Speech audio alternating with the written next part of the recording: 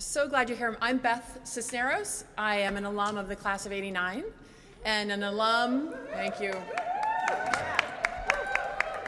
Those are my people. And an alum of the soccer, squash, and lacrosse teams too. Thank you. Those are also my people. I'm very honored to currently serve as a trustee of the college. I am so grateful to everyone for joining us here tonight for this wonderful celebration of women's athletics. And really just wanted to thank you and whomever you needed to work with to make you free to come here tonight. For those who came from up the street, came east, came west, came north, came south, came from as far away as California and as far south as whatever. We are so grateful you're here. I am also delighted to welcome each of you back to Amherst, to the campus, to the fields, to the courts, to the track, to the pool, to the gym, all of these places where we spent countless hours in pursuit of our goals, literally and figuratively. In his inauguration speech, President Elliott, who's here with us tonight, will be speaking shortly, explored what it means to love a place, and specifically this place. He remarked that this place, though small, can somehow make the world almost infinitely larger for all of those who walk its halls and its hills. And it's a feeling that really strikes a chord with me, as I imagine it does with many of you as you've walked the halls and the hills today. If you walked into the gym tonight through the front doors, you may have noticed trophy cases on both sides. Those are filled with trophies from NCAA championships and tournament appearances. Those were not here when I was here, but that's okay. We progress. 8 of the 13 NCAA team championships belong to women's teams.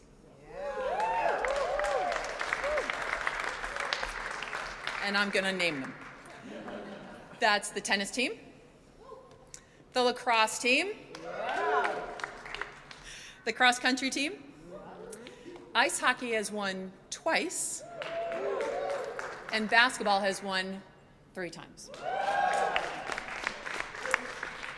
There are 80 individual titles of NCAA championships that include women tennis players, track athletes, swimmers, and divers. As spectacular as these accomplishments are, it's just as remarkable that none of those teams, or frankly any women's team, existed at the college 50 years ago.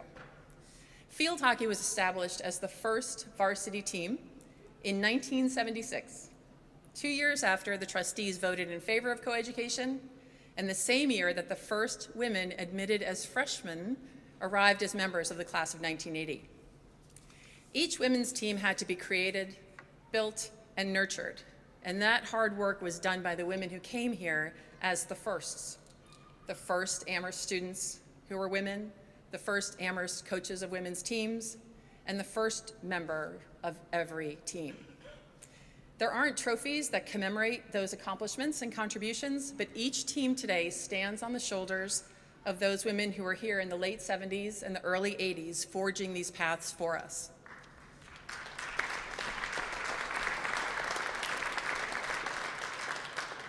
We are lucky to have with us tonight some of those women who were on the first Amherst women's teams. I'm going to list those too. We have women from the first crew team, the first lacrosse team, the first soccer team, first basketball team, the first swimming team, cross country, squash, and field hockey. And skiing, thank you. And any others, did I miss any others? Oh, okay, what was that? Rugby, wow, okay. Fantastic. And I hope you will join me in thanking these trailblazing women for all they have done for Amherst, Amherst women, and Amherst athletics.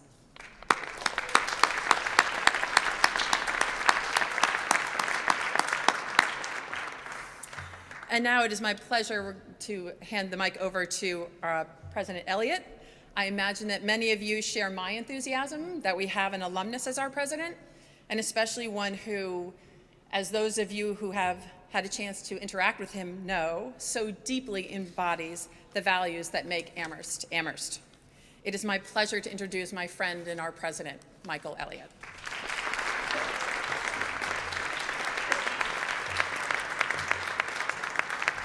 Thank you, Beth, and thank you, everyone for being here tonight.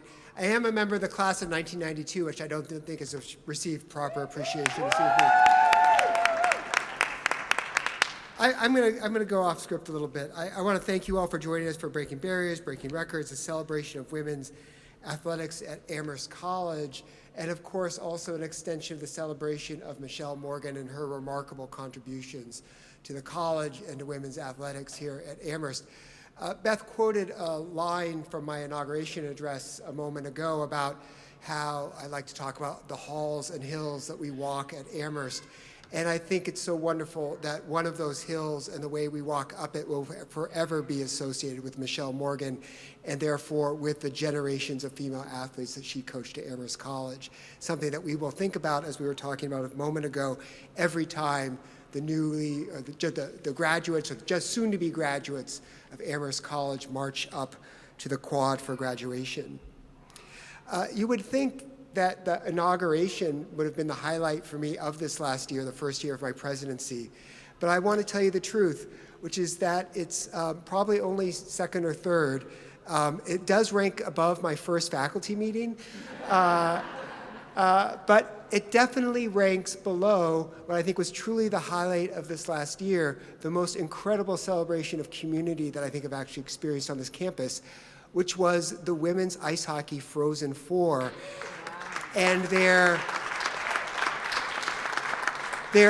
triple overtime final game, which resulted in a loss, tragically, but it was such an incredible event to see. It was really actually one of the most amazing athletic things that I've ever seen in person. The skating was tremendous, the competition was stupendous, and the sheer emotional will of those women on the ice was something that exhausted me for a week, and I was just on the sidelines. But what was really just as special was being there in the arena and watching the campus community and really the entire Amherst community come out to watch those games and pack that Orr Arena, that historic, really historic facility. And the celebration of community and what it meant just lifted the wings of us all. And that would not have been possible if it had not been, I think we have one of the first women's ice hockey skaters here in the house tonight, but for the generations of women who led the way in forging athletics, female athletics here at Amherst College. So really there are only two things that I think I am here to do tonight. And the first is to thank you. To thank all of you who've contributed to this effort, all of those of you who have been pioneers, who made Amherst College into the place that it is today for female athletes, where we welcome student athletes from all over the world who want to excel on the court, on the pitch, in the pool, while they're excelling in the classroom, and who will become the remarkable leaders that our society needs. So thank you on behalf of Amherst College. And this, yes. And the second thing that I want to do is to assure all of you and promise you, and especially promise Coach Morgan, who's given so much to this remarkable community, that as president, I plan to continue this tradition and the legacy that you have all brought to this place. And I pledge to you that athletics at Amherst, female athletics at Amherst, will always have strong support in the president's office as long as I'm here.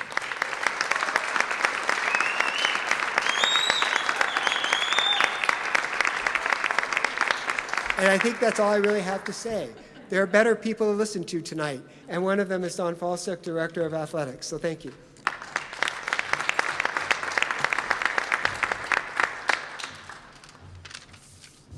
Thanks. I'm going to brag on Michelle a little bit more. I've had the pleasure working with Michelle for over 20 years, and although she retired last June, she'll definitely go down in Amherst history as a legendary coach, mentor, and colleague. She was not only a beloved coach, but a professor of physical education and the last tenured faculty member of our department, as you heard earlier. Her efforts, pioneer efforts, efforts created an increased opportunity for equity in women athletics and her impact on women's sports at the college and national level will be incredible and enduring thanks to your generosity and gifts. A couple highlights that maybe hadn't been mentioned before. She led the golf team to 4 NCAA tournament appearances. She also led the women's soccer team to 7 NCAA tournament appearances. And you heard that they were also in the Division III National Championship in 2001. I know Michelle likes to win, and she won a lot here, but one of the things that always impressed me, and I know all the colleagues, was how much she really cared about student-athlete experience. And that holds true with all you all being here tonight, but she cared about other colleges' student-athletes' experiences too. You see, Michelle was a great administrator. Besides being a coach and mentor and things, she was extremely detailed, organized, and because of that, she was asked to do a lot of things. One of those things was to oversee NESCAC and NCAA tournaments. This is way before I became in my current role, and her attention to detail was second to none. Coach was committed to making sure the gyms were perfect for all the teams playing at Amherst, and that they all had a great experience, and as well as our fans and our teams. If something was off in the gym, if there was a banner that didn't look right, you know, for you guys who coached, or guys, you folks who played for her, if something just wasn't right, an inch off, or a banner or tablecloth, she would notice, and she would be on your butt about it. And it's something that we talk about today still.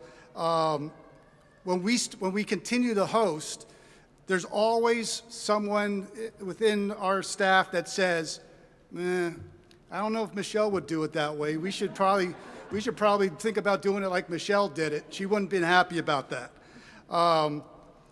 So one of the things that I believe she said, it wasn't a quote or anything, but at some point people asked her, like, why is it so important that we, make everything so pristine and nice?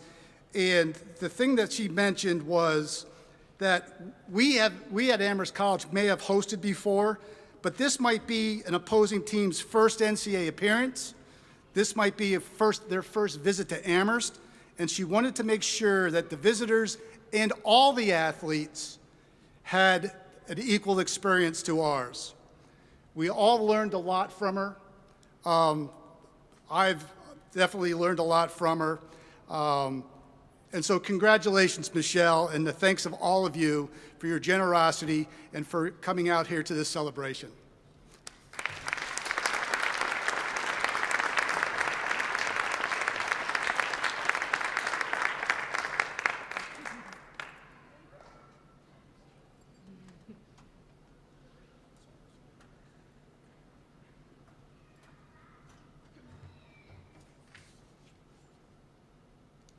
Hello, everyone. The best thing about these is I can't really see all of you. My name is Jen Hughes. I'm the current head coach of women's soccer here at Amherst, only the second in program history behind Michelle. I will be entering my 20th season this fall. 20 years. To many, it sounds like a long time. Often, when I tell a prospective student athlete and their family that I am entering my 20th season, I'm met with an astonished, oh, wow, that's a long time, pretty impressive. I suppose in the current coaching climate, it is a long time. At Amherst, though, until just recently, it was common for coaches to be entering their second, third, even fourth decade of coaching. Coaching at Amherst was a life's work, a purpose, the opportunity to work with brilliant, talented, driven, hardworking student athletes. Certainly for Michelle it was. Michelle coached at Amherst for 44 years. She was a quintessential Amherst educator, rightly holding the title of professor. Of course, right? Coaching is educating, teaching, supporting, mentoring, with the field, the course, the court, the rink, the pool, the track as our primary classroom. As an educator, Michelle played an important role in the development of Amherst students and had a profound impact on many of them. I feel lucky to have arrived at Amherst when I did, to have been mentored by the old guard, old defined not by age, of course, but by wisdom, a holistic philosophy marked by individual and collective growth rather than competitive success, and a plethora of institutional memory. Don't get me wrong, Amherst has always fielded competitive teams. Michelle's soccer teams made it to the NCAA Final Four not once, but twice, hosting the national semifinal in 1996 and advancing to the national final in 2001. But the emphasis seemed almost exclusively on learning and development rather than winning. Perhaps that is why so much of what we emphasize in our program is around process rather than outcome. To be sure, one of our core values incorporates a quote by the great Emily Dickinson: "If you take care of the small things, the big things will take care of themselves." By focusing on the small things, working hard, doing the right thing, taking responsibility, communicating, and embracing your role as a teammate, whatever that may mean, we cultivate a culture that often leads to competitive success. I attribute much of my coaching philosophy to the old guard, especially Michelle. When I started at Amherst, it was common for head coaches, especially female head coaches, to share offices. Michelle and I shared an office for 12 years until she entered phased retirement. As challenging as it was at times to share an office with another program, I benefited immeasurably from Michelle's mentorship. We were privy to literally every conversation we each had in the office, with our student athletes, with our colleagues, with our families. Needless to say, we shared countless joys, satisfactions, and hugs, and of course, heartbreaks, frustrations, and tears. Along the way, we built trust, respect, and a deep friendship. It's hard to imagine now, but as a young coach just starting out in coaching and at Amherst, I wouldn't have wanted it any other way. Whenever I asked Michelle for feedback, wanted another perspective, or just needed a sounding board, which was a lot, she was always there and nearly always fully informed, since she had effectively been a fly on the wall during all relevant conversations. Because of that, she was simultaneously my biggest supporter and most welcomed critic. I am grateful for that, for her. Michelle was a legend at both Amherst and on the national level, and to have her as a mentor and friend was such a gift. Michelle transformed women's athletics at Amherst from a fledgling club program back in 1978 to what they are today. As you all have heard already, she had a hand in starting and her coaching so many of our Amherst programs: soccer, golf, squash, tennis, basketball, lacrosse. Today, many of our women's teams are ranked nationally and recruit some of the most talented student athletes in the United States and internationally. In 2019, we hosted a 40th anniversary celebration of women's varsity soccer, and both current students and alums were invited to share stories about their experiences at Amherst. Not surprisingly, the stories were eloquent, thoughtful, and moving.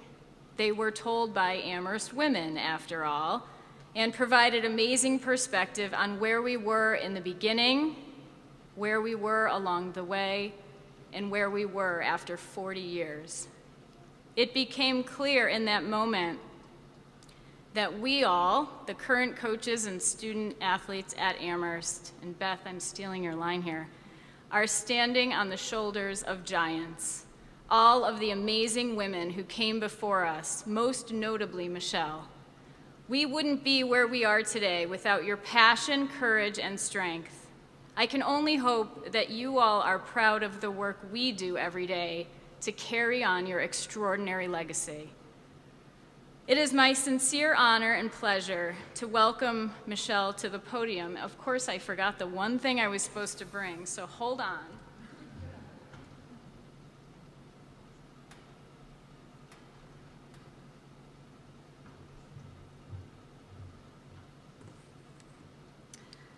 Before I turn over the floor to Michelle, I'd like to present her with a gift from the department in honor and celebration of who she is and what she's done for Amherst.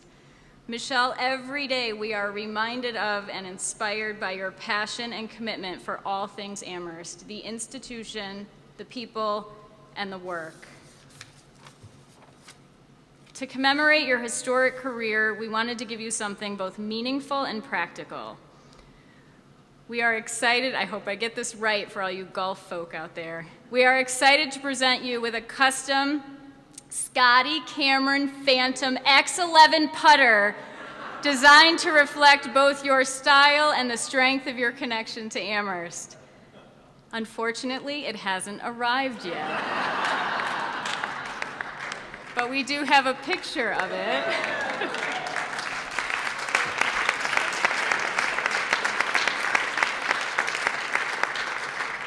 When it does arrive, we wish you lower putts and therefore a more enjoyable rounds of golf and your well-deserved retirement. Congratulations. You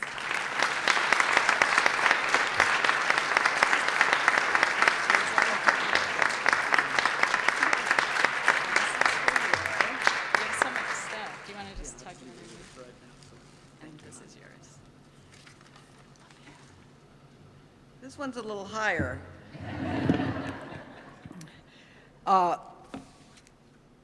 Again, before I go to my cheat sheet, some of my words are geared towards perhaps a bit of a younger crowd that I thought might join us for this portion of it. Some of what I might say will, many of you will remember. But anyway, thank you so much for everything. I'm going to talk about myself again. Longtime educator Glenise Harmon wrote a poem in the 1940s reflecting on her career, in which she said, "They ask me why I teach," and her response was, "Where would I find such splendid company?" She went on to speak about her students becoming doctors, lawyers, custodians, grocery workers, etc. in her poem. But her comment was, "Where would I find such splendid company?" I can't say enough about the splendid company that has surrounded me. The joys of empowering students to realize their abilities, and through guided discovery, which is an old physical education terminology, help them find ways to succeed. And that was truly my passion. And here is where we get a little bit more geared towards some history there are a few younger students here. So I'm a firm believer, to understand where you are in this moment, you must understand where we came from.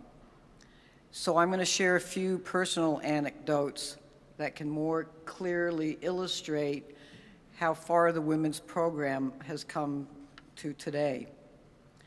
I grew up in the 1950s and 60s, and as I said before, was a neighborhood tomboy, and thanks to my three brothers, was included in every form of after-school activity of play that you can imagine, and that was after we finished our paper route. We made our own teams each day after we dropped our book bags off at home, and we played by our own agreed-upon rules and only ran home at dark at Dad Dunn's beckoning whistle. I was the only girl to play on the local Little League team when the boys didn't have enough to fill out their teams. And I joined the boys in every recess activity, probably to the chagrin of my girlfriends. I think I had more boyfriends than girlfriends growing up. I attended an all-girls prep school, which afforded me the opportunity to play in an organized interscholastic program. unlike many of my girlfriends who attended public school, because the high school athletic programs were sparse, to say the least. I was in awe recently watching the Division III, Smith College played in it, and the Division I Women's Basketball Championship this past March, with sellout crowds and the incredible display of talent. I really was in awe watching it. My high school basketball team consisted of 6 players on the floor. Only 2 players were able to move full court. 2 players had to stay in the offensive end, and 2 players had to stay in the defensive end. And a player could only take 3 dribbles before she had to pass the ball to a teammate. I was a 3-sport interscholastic athlete in field hockey, basketball, and lacrosse, because that's what they sponsored at my high school. And in college, I played on the field hockey, basketball, and softball teams, and also skied in a few meets for the ski team when I wasn't off on the road with the basketball team. Hired by Amherst College in 1976 to help develop the women's physical education and athletics program was a dream. My initial job description included professor of physical education and head coach of the women's club soccer team, women's squash team, and men's JV tennis team. On the morning of November 1st, which is the first day that NESCAC allows you to begin your winter season, Peter Gooding came down to my office and closed the door. I was a little nervous about that, and said, "I need your help. Would you be willing to take over the women's basketball team this afternoon?" As I was supposed to go onto the squash courts for my first practice, and needless to say, I had no preparation taking over that team. And that afternoon, he took me down to the locker room and introduced me as the new head coach. That spring, instead of going to men's JV's tennis practice, I was asked if I would step into the women's lacrosse program. I was trained in anatomy and physiology and body mechanics, so of course I should be able to teach any sports skill, even a sport I had never played, which was soccer. My players didn't know that. I should be able to learn a set of rules and develop tactics on the go. Over my 48-year career of coaching, 2 at Smith College and 2 at the Vale Dean School in New Jersey, where I was the athletic director of a K-9 school, I taught a plethora of physical education skills classes. I coached 8 different teams, and is truly unheard of in this day of specialization. I am so thankful to all the women who joined the newly formed teams in the 70s and 80s, who were just as vulnerable as me in their abilities and accepted me as a bit of an imposter. So few women came to Amherst in the early days with much high school athletic experience, if any, yet we all grew together, helping to lay the foundation for future successes. Helene Racis, and Helene, are you here? Was a member of the first women's intercollegiate team, which was actually the crew team in 1975 and 76. And Hank Dunbar, who was the crew coach, was on leave that year, and Craig Riley took over as a student coach of that team. And he advertised by hanging posters in some of the women's dormitories that he needed some novice crew rowers to come down so he could fill out his male boats. And he figured that the male novices and the female novices could learn at the same rate. And thus, the first women's team came about. I bring up Helene because she said, "I was terrified," as she had never participated in an athletic team, and so true of many that started in those days. must commend the group of the old guard, and truly they were the old guard, male coaches who embraced me as the only woman in the department upon the departure of their first hire. Many of them took on a second sport, coaching a women's team, which was the only avenue to staff programs back then because the college didn't increase the department except for me. Our collective goal was to meet the interests of the students and understood that with some growing pains that the successes would eventually come. And Beth outlined many of those successes that we've had right from the very beginning. I remember the first NIAC tournament for basketball in 1979. We won not the first division, not the second division, but we won the third division.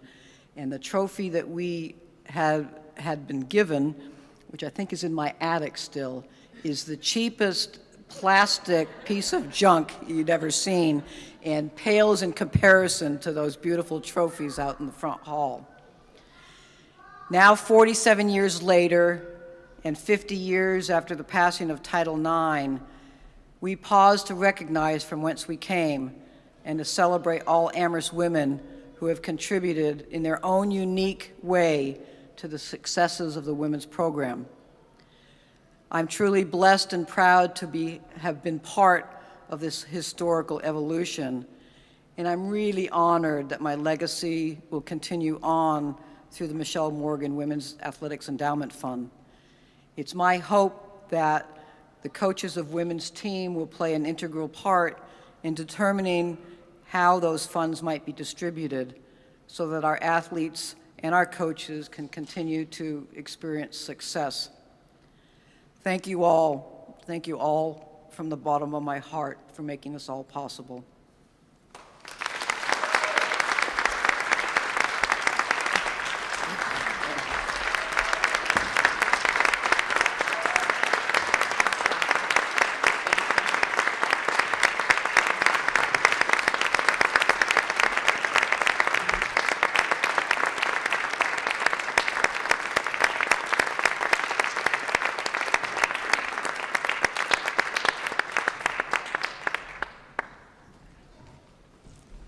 All right, well, this is a smart Amherst group, and I know you can all do the math.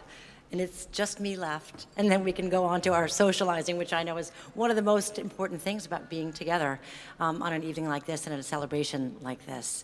Thank you all for your great remarks, and thank you all out there for making this such a special night for everybody to celebrate women's athletics and all that we've accomplished. It's the ways you support and engage with Amherst may have begun on the playing fields, but certainly extends as we go through school and alumni affairs and just life. So it's important that we're together, and we love it. My name is Chris Neuer-Seaver. I'm a member of the class of 1981, which means I was here in the early days of Amherst sports. And I can tell you now, honestly, it's because I was in this newly formed class of women that I had the opportunity to play and compete at Amherst, because I'm a perfectly enthusiastic and highly serviceable athlete. And they wanted me. We were all wanted and needed. It was actually a wonderful feeling. If you were willing to do the work, if you were willing to show up on time, if you made the commitment, there were excellent athletes who really appreciated having you fill in the ranks, wing, back, anywhere, even in the goal. So we all had an opportunity that I know I wouldn't otherwise have had, and which has kind of made me the person that I am today. A number of folks have talked about that, and it's really true. It was an amazing opportunity. But it's not lost on me what a challenge it was for those coaches. I really appreciate, Michelle, what it must have meant for you to have a me and to have a Katie Fretwell, for example, on the playing field at the same time. Coach Morgan came just a little bit ahead of me, and I will say, were you 5 minutes older than I was? Barely, right? But never at any time were you an imposter, ever. We looked up to you from the very beginning, and you knew where that line was between friend and coach and mentor and wise authority. by which I mean, is that the choice you want to be making? You really did know how and when to speak to us and in what ways, so that you got the best out of us and kept us looking up to you, but still feeling like we could relate to you and that you understood us. And again, I think some of that's age, and a lot of it's just experience and a special gift that you have and always have. We all brought those skills into life with us, right? You learn how to play on a team, you learn to work hard and maybe work even just a little bit harder, and you fill in where you can and how you can, because that's what it means to sort of gratify others and gratify yourself. Beth talked about the shoulders on which this program started. I'm honored to be considered in that way. But I have to say, I'm inspired by all that's happened since, by all the young athletes who've come in. You're now recruited. The competition is tough. The expectations of you are high, and you've built a legacy that's just fantastic.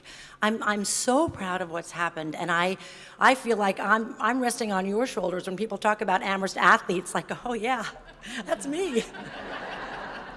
I'm the imposter, and yet I still feel welcome and a part of, and we all have our roles to play, right? So I think that's what being part of this place is all about.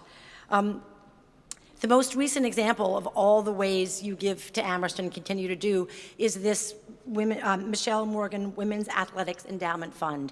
It is the first of its kind that's been established here to really support women's athletics at Amherst. It will help with recruiting, it will help with travel, it will help underserved athletes participate in the fullest way in athletics, because up to now women have really not had as much space of support. There hasn't been the history and there wasn't the effort, and someone like Michelle has inspired us to actually to set some goals, to beat those goals, and to establish a fund that will make sure women's athletics is prominent into the future. We will all have that support. So, and to honor Coach Morgan, just personally, we have named Morgan Way, that pathway from the athletic center up to the top of Memorial Hill. Those of you who have not had a chance to see the sign, to see the plaque, to just take in what that walk means, what that connection between athletics and academics means, that's all so appropriately attributed now and named Morgan Way. So please join me in thanking Michelle one last time, and let's